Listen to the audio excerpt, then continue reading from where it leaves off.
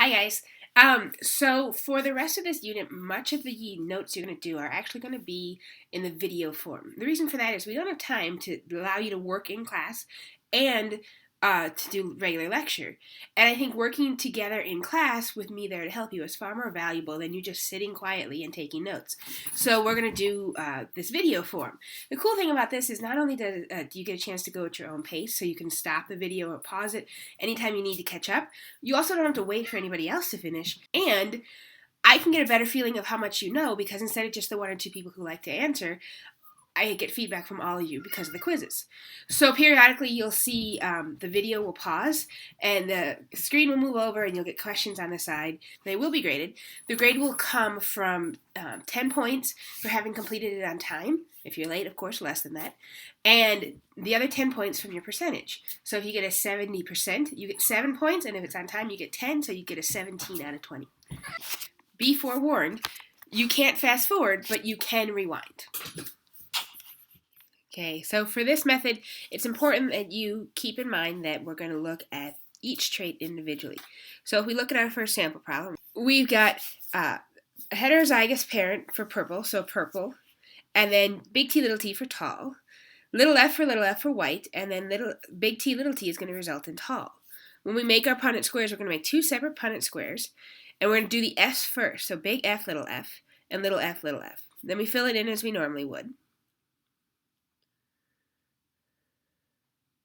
And we do the same for the t's. And we're going to have big T times big T, little t.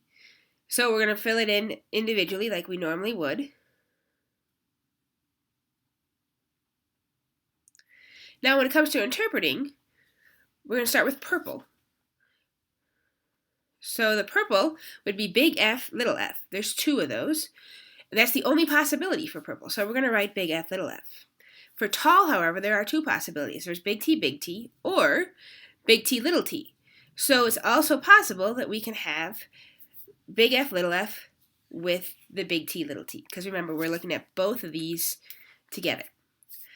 So if we look at the expected ratio, considering each one individually, the likelihood of having purple is going to be 2 out of 4 because there's two that are big F, little f. Likelihood of having tall is going to be 3 out of 4.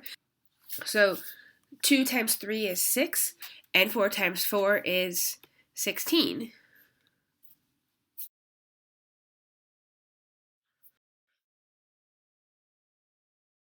Looking at purple, once again, 2 of the 4 are purple. Only now, looking at short, 1 of the 4 is going to be short, recessive, little t. So our only possibility is big F, little t, little t. Once again, it's 2 out of 4 chance of getting big F, little f. Only it's a 1 out of 4 chance of getting little t. So 2 times 1 is 2. 4 times 4 is 16.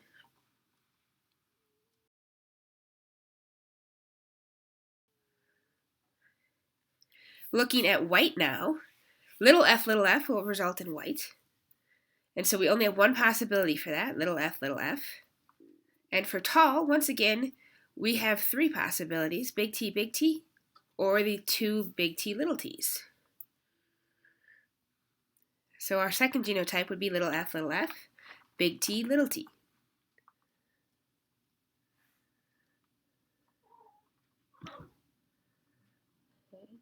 When we look at the expected ratio, for little f, we can expect a 2 out of 4. For tall, 3 of the 4 are tall. So 2 times 3 is 6, and 4 times 4 is 16.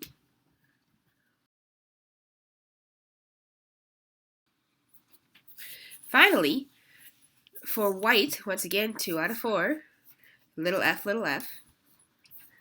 And for short, we can only have the recessive phenotype, so little t. And for purple, our chances are 2 out of 4. And for short, our chances are 1 out of 4, so 2 times 1 is 2, and 4 times 4 is 16. All right, that's it for this sample. Of course, the rest is going to be in class.